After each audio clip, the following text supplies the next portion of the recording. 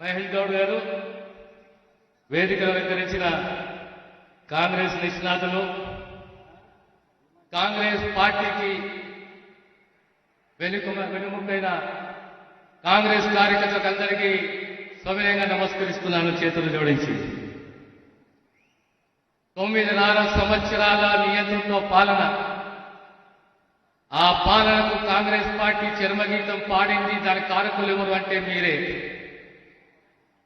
రాబోయే కాలంలో పార్లమెంట్ ఎన్నికలే కావు, స్థానిక ఎన్నికలైనా ఏ ఎన్నికలైనా ప్రతి దాంట్లో తెగింపు, ధైర్యము, నిబద్ధత తోటి కష్టపడి ఖచ్చితంగా కాంగ్రెస్ ని గెలిపించే బాధ్యత మీపైన ఉన్నది.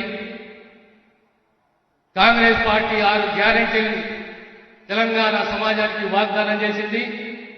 అందులో 2 గ్యారెంటీలు విజయవంతంగా అమలు చేస్తుంది మన రాష్ట్ర ముఖ్యమంత్రి రేవంత్ రెడ్డి గారి నాయకత్వంలో.